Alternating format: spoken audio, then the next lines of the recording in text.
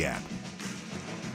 Number 6, Oregon getting the 21-7 win over Wisconsin today. Welcome back to the Ducks postgame scoreboard show here on 105.1 The Fan and the Fan Sports Network. No Joe Fisher tonight. You got Schultze and Brandon Henson taking you home.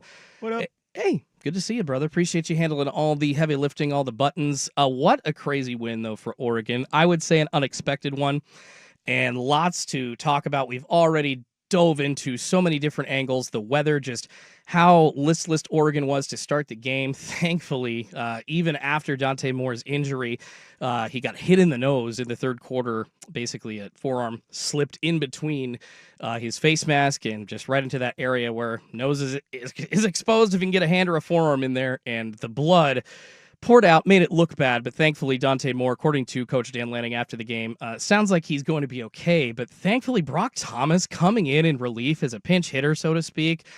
I'm a Mariners fan. I'm still sad about baseball, so I'll use the pinch hitter. My condolences. Comparison. Thank you very much, Brandon. It sucks. I love my Duckies. I love my Blazers, but yeah, still mourning that. But Brock Thomas coming in, man. Whew, what a performance. The first pass that he threw, I think it was like a 24-yard shot to Decorian Moore. And he, thankfully, after basically, I would say, that first drive looked really good for Oregon. Coming out of the third quarter, that's when they scored again. But then, another, 5, 6, 7 minutes of scoreless play for Oregon, able to come in, actually settle things down, and then Brock Thomas hitting Janoris Wilson with that thick 6 tutty, nobody within 10 yards of him in the end zone to make the score 21-0 at the time and really make it comfortable for Oregon fans. The thing is, though, problem with this game is it was not a comfortable win for Oregon fans throughout, and for me, a big takeaway from this game, and you mentioned it off air, Brandon, this is the last bit of tape that the College Football Playoff Committee is going to see on Oregon before the first rankings of the season come out. The Ducks are on a bye next week, so 2 weeks from now, we're going to see those first CFP ratings. I do not think that this bit of tape being the last thing that the Playoff Ranking Committee sees is a very good thing. At this point, you need to go kick Iowa and USC's ass to regain the respect that I think you maybe had leading into your win, or right after your win against Rutgers on the road. You absolutely slammed them 56-10.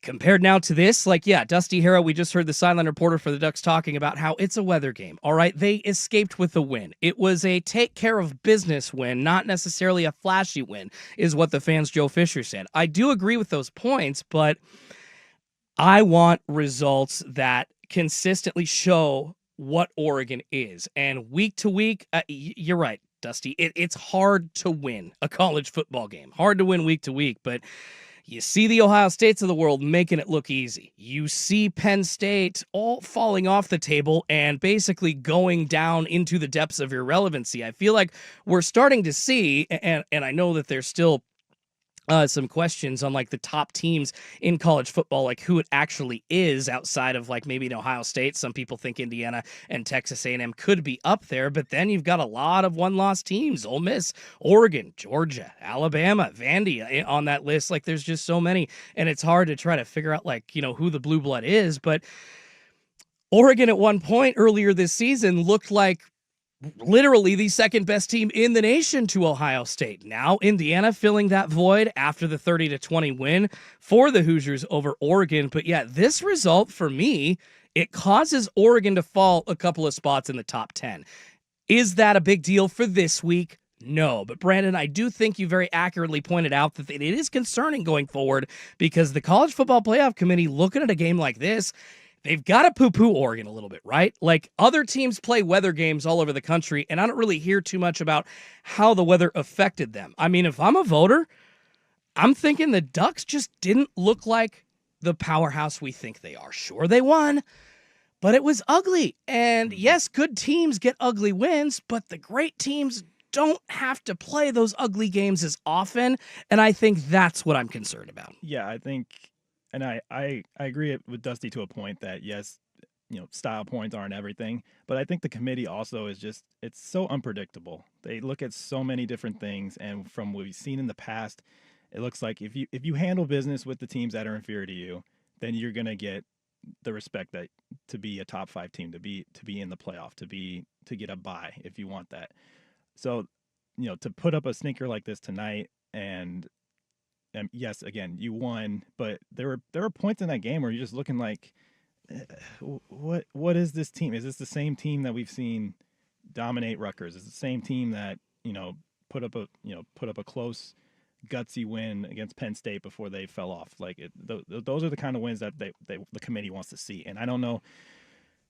I don't know. I don't know if this kind of a win is what we're expecting, because I mean, just from our reactions here watching the game, is we just felt that eerie feeling like, oh, this could be a nightmare type of situation, but they were able to turn the ship.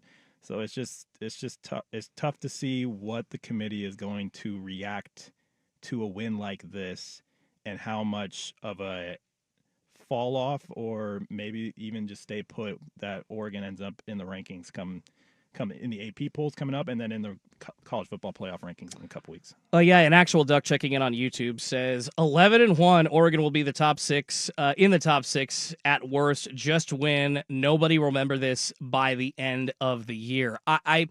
I hear what some fans are saying, and yes, if they ultimately do get to 11-1, that's great. But it's performances like this that make me concerned that they won't get to 11-1. Yeah, I think then you're going to look at the next couple games and you're like, okay, which Oregon team are we going to see? Yeah. Are we going to see this one, or are we going to see Rutgers? Or are we going to see Penn State?